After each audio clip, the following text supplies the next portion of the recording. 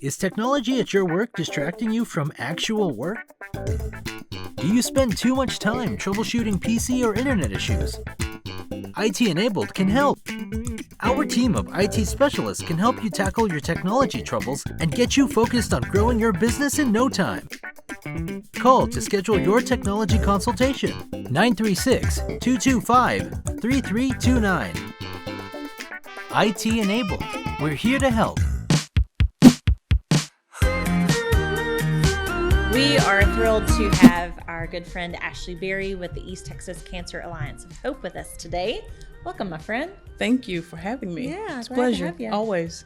Why don't you tell those that may not know you, your background, kind of how you got to this, and then we'll talk about the Alliance of Hope. Okay. So I'm Ashley Berry, obviously. I am 37 years old. In March of 2014, I was diagnosed with breast cancer. Just kind of out of the blue. It's not genetics. It's not hormones. Just came about. I went through several rounds of chemotherapy, 28 rounds of radiation, a bilateral mastectomy, lost my job, and just kind of a horrible season that I'm thankful for now, looking back at it. But I told a group yesterday, I remember laying on the couch one day just in a pitiful situation. I felt horrible, couldn't get up, just to the bathroom and back. And I said, God, if you let me get through this, I promise you I will give back, however you feel like I need to give back. And so my struggles were not just cancer, but it was the financial devastation that came along with a cancer diagnosis. It was the mindset of I'm not adequately taking care of my child. And every parent knows that it is a difficult, just crazy feeling when you just feel like you're not taking care of your kid, when you can't be the sole provider for your child. But with that being said, I had an amazing community, amazing family, amazing support group, my church, who supported me not only financially, but emotionally, spiritually, the whole 9 yards. And so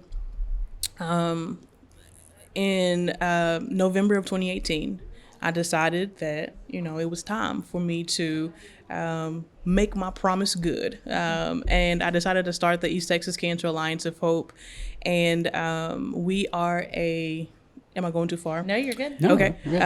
We're a local nonprofit that serves cancer patients within 3 counties, Angelina, Nacogdoches, and Polk counties, with tangible assistance.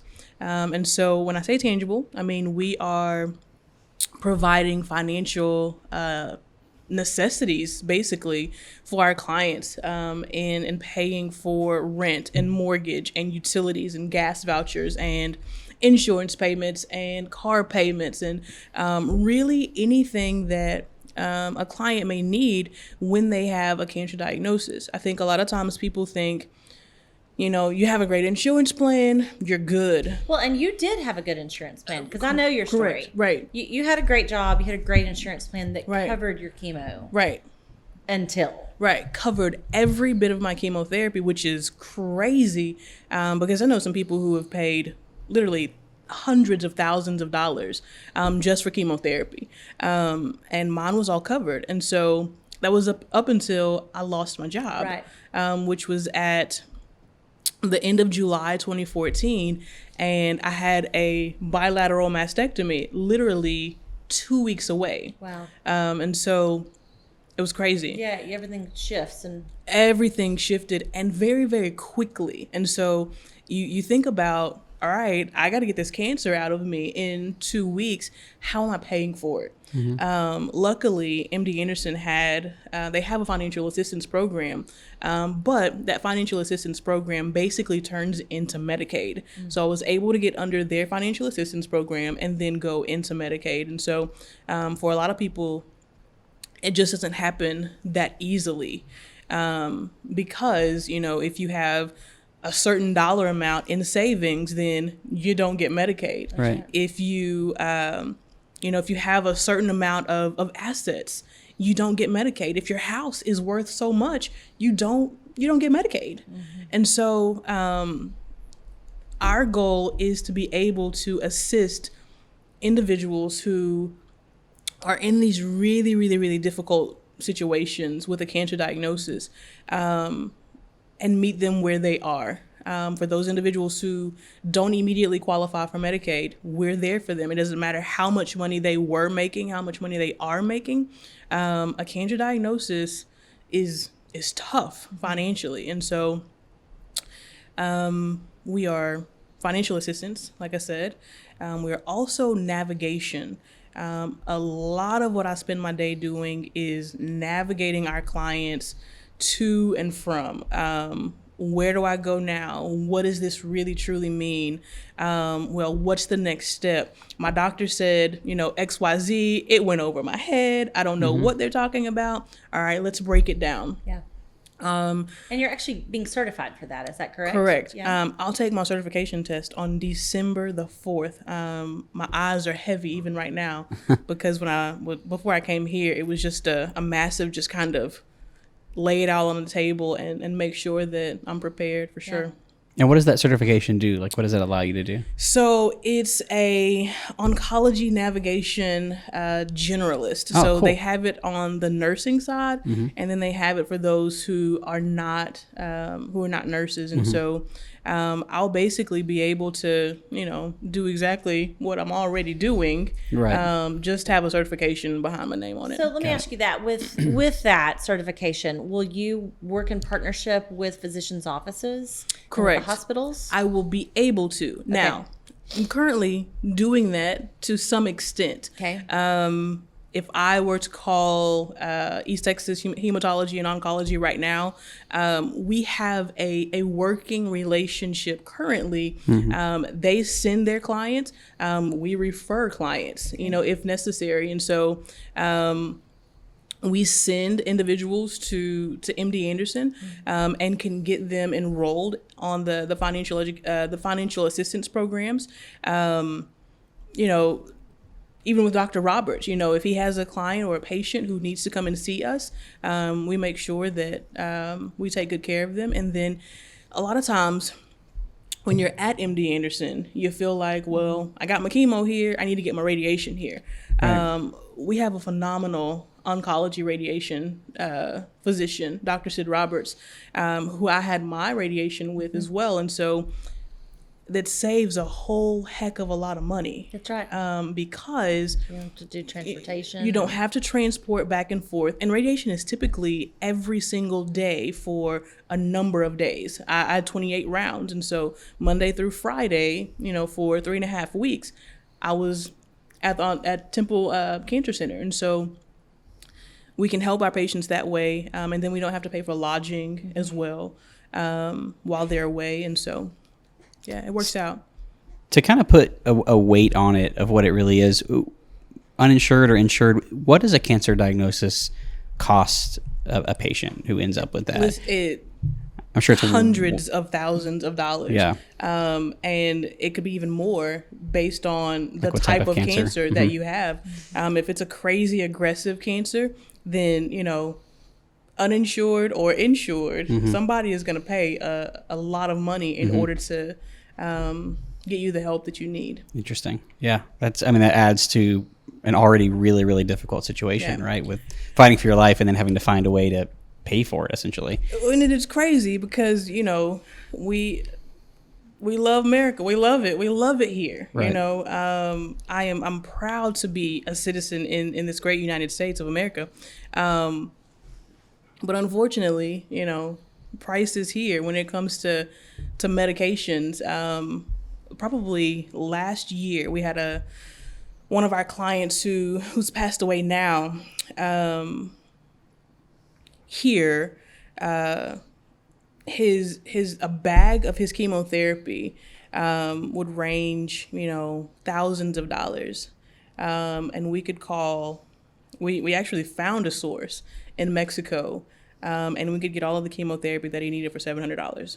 Wow. It's crazy. That's So, wild. I think people are aware of the American Cancer Society. Tell me the difference between American Cancer Society and your nonprofit. Yeah. So, Because I know you work hand in hand together on some things. and we do, right? Yeah. So just 90% of the education that we put out is from the American Cancer Society, because why am I trying to recreate something that's right. already there? Sure. When this organization has already built a solid foundation when it comes to education.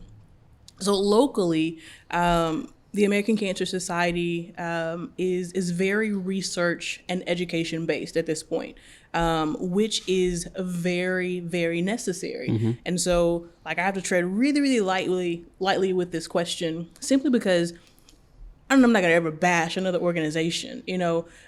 What they do is necessary, and we have got to continue to research and educate people in order to eradicate this disease. And so, but the biggest difference right now is the fact that we are on the ground in Angelina County, Nacogdoches County, and Polk County, and we are serving people where they are.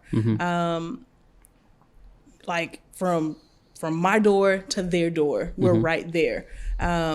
While American Cancer Society at this time is more research and education based. So they don't have they used to have some of the financial aspects as far as gas card and transportation, but they don't have those things currently. Awesome. You talked specifically about like the gas card and transportation. How do you specifically help your clients? So how do you find them where they are and help? I know a lot of it's when you talk about cancer organizations and charities, so much of it is about awareness and, like you said, education and research. And those definitely have their place. But so like what you're doing is actual action. Like what are some of those examples of, like you said, gas cards and things like that? Yep. So gas cards are a big one. And we're thankful for Brookshire Brothers. They partner with us every year and provide some gift cards that we're able to give our clients. Most of those stay local, though, because there's not a Brookshire Brothers in Houston. And so we're mindful of that. And so for others, we'll provide a gift card with a certain amount on it, pending their car size, because a truck, a big diesel is not going to hold $40 of just a gas card. Right. And so we want to make sure that we're getting them what they need. But we'll provide a gift card so that they can not only use that for gas, but they can utilize that for parking, because parking is another biggie. Anywhere downtown, parking is $12 to $15 every time you go in. You have to go out for lunch or you have to go out for a break, and then you have to come back. And so by the time you've made your trip to Houston, you've spent, $30 to $45 in just parking. And so that's a big deal for someone who's not working. So rent and mortgage. Lately, we've been able to do a lot more of these, and it excites me because when I think of the fact that we're able to pay rent and mortgage, that says to me that somebody is not going to be sleeping outside. Right. Somebody doesn't have to worry about, am I going to lose my house? Am I going to lose this apartment? Where my baby's going to sleep? And so for me, that's a huge deal. Right. And so for the first probably year and a half of the organization, my board will tell you, I am just like gung-ho. If we've got it, give it to them. But fiduciary responsibility says be responsible. We've got to pay the bills, Right. and we've got to pay our people, and we can't just spend everything that we have. And they're very patient with me, my board, Right. but my heart is if we have it, our clients need it. So rent and mortgage, car payments, that's another big one. If you don't have, I almost lost my car because I could not pay the bill. I could not afford the bill. And if I could not pay my bill, then they were going to come pick that bad boy up. And you couldn't get to the doctor. And then I could not get to my doctor's appointment. And while you may say, well, you had a great support system, somebody would have taken you. Well, the anxiety and the stress Sure. that comes along with already being in this situation, but then having to ask someone and letting them know, well, I lost my car, I don't have a way to get to my appointment, would have been a Really whole hard. set of other emotional Right. issues. And so insurance payments are something else that we take care of, because there are some people who are still insured, but they don't have the means to pay for it. And so Right. we understand that our cost is greater if they don't have an insurance plan and they're not qualified for Medicaid. Daily necessities, utilities, food. I was going to say, you've also been known to fill freezers. We fill freezers all the time via Tomei Catering. Brittany is gracious enough to, what they don't sell throughout the week, they immediately put it into the freezer. And anytime that a client needs food, we just send them over to Tomei Catering. They don't have to say awesome. anything about their situation. They just know that Miss Ashley sent me, and I'm picking up a bag of food. And so that has probably What been a gift. Yeah, absolutely. Our clients love being able to stop by Tomei. And so we typically try to provide Thanksgiving for them as well. And so just to kind of take the stress off and not have to worry about so much more.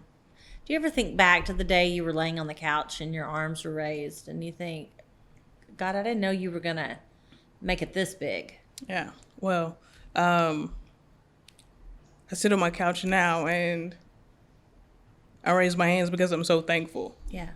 that he's allowed me this opportunity. I'm a crybaby. It's okay. But I don't take this opportunity lightly. I get up every day and I write the grants that I don't want to write because I don't like writing grants. I continually ask, and I continually come up with different concepts and ideas of how we can push this initiative forward. All while, and this may be a flaw of mine, but all while thinking of other organizations in this town. Thinking of, my friends who work over at American Cancer Society, thinking of, Dr. Roberts and, his programs, and not wanting to take away from anybody else, but also knowing that, this has to exist. I'm seeing too many people Yeah. who are going without for no reason. We're a dynamic community. We are hands down. I'm not going anywhere unless God says move, but I love it here. Yeah. And we're a giving community. We're a gracious community. And, I know that when people hear this and as we expand and more people find out what we're doing, I know that people will buy in, and I'm thankful for it. Just crazy thankful. How many clients do you have right now? Right now, 56 individuals, Okay. but that's 129 family members. Right. 6 of those are children. I learned recently, and Lord, you're one of my dearest friends, but I did not realize that you served children. Yep. I had never thought about it. And you and I were in a meeting with Make-A-Wish, and you talked about that you had children that were clients. Yeah. And I don't know why that I had really never thought about that. Yeah. It's just always been an adult in my head. Yeah. So to know that you've got 6 children on your... No, and it's a whole different ball game with kids. Yeah. Because I have one in particular family, 8-year-old little boy, just turned 8. He's almost done with treatment. Been in this for 2 years now. She's a single mom, and he can't go to school. Yeah. Like, his immune system will not allow for him to be in the classroom every day. And who takes care of her child? Yeah. Where does he go? And so she was working a little bit part-time. She has a support system, but she was working a little bit part-time. And then COVID hit. Whole different ball game. Yeah. I can't bring COVID back home to my sick child. Yeah. Yeah. And so a lot of people will look at these scenarios and say, well, she can work overnight and leave the baby with someone else. And sometimes it is just not possible Yeah. for that single mama to go to work and fully take care of her child, because that support system still has to go to work, and they're still in the community, and they're still around other people. And so, I mean, she's doing everything that she can to make sure that her child is taken care of. And so I applaud her for that. And for as long as we need to support her, we will. Yeah. That's awesome. You talk about thinking about ways to improve and expand, and what are your plans? I know you have big plans just from knowing you. To be real a second on this, a lot of times we interview people on this podcast, and sometimes they're organizations or people that we've never met and we don't know anything about, and we're uncovering those questions as we go. And I always find it difficult to ask questions that I know our listeners want to hear, that I know we already know the answers to. We've been really, really fortunate to work with Ashley and the foundation before. You give away wigs too. I mean, you give away hair. We made a video with you about a custom wig for someone who is desperately in need. So I want to ask these. I don't want you to feel like I don't know the answers to these questions, but I want our listeners to know the answers to all these questions. And if you know Ashley at all, you know that she doesn't just dream, but she dreams really big when she does. So what are your future goals? What are your plans for this organization as you go forward? So my big goal right now is to create a recurring source of income for the organization. Every larger nonprofit has done it. I'm not sure how long it took them to catch on to that's how you make yourself, or that's how you create sustainability. I don't want to wait a terribly long time before we dive into something along those lines. And so our big goal right now is creating a source of revenue, whether that's a thrift store. You know, we looked into a nutrition store, but then what makes us stand apart? Is it just that, you know, the funds that you are raised here, or, you know, what you purchase here goes to a cancer patient? And we just kind of have been kind of hitting at different ideas. And so we've come up with the thrift store, and in the beginning I was like, no thrift stores. Everybody's got a thrift store, you know, but it's one of those things where it's donated items. Right. I don't have very much cost at all. And so, well, if you're going to start a thrift store, then what sets you apart from Goodwill? And in my mind, it's what doesn't take away from Goodwill? What doesn't take away so much from Salvation Army? What doesn't take away from the women's shelter and their stores?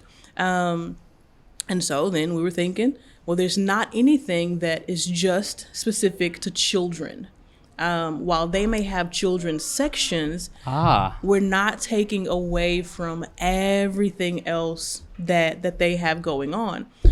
So we're looking at opening a children's only I love that so much. Thrift store. And so we want all your kids' stuff. I mean, don't bring me a bunch of toys and stuff, but we want all your clothes. We want all your shoes. We want those baby cribs and high chairs and things that are in great shape. It's a great idea. So it's a really good model. I mean, in a lot of other towns, those are viable businesses. They're huge. They're Not big. just like something that could help fund nonprofits, but I mean, you look at places, Once Upon a Child, that I have had to endure many hours in that store, thanks to my wife and our 2 children. But that's fantastic. I love that. So when you talk about the funding, so as of right now, where is the funding for this organization coming from? What's grants. Kind of grants, right? I can write grant writer on my resume all over it and like be proud of it at this point. Because we are starting to get in numerous grants at this point. That's not an easy task at all. I don't know if you've ever written a grant. They're difficult. It is gruesome at points, you know, because you got to be on point and very specific. And so grants, individual donors, corporate donors, fundraisers throughout the year. I was working earlier this week on our 2022 lineup and what events we want to put on.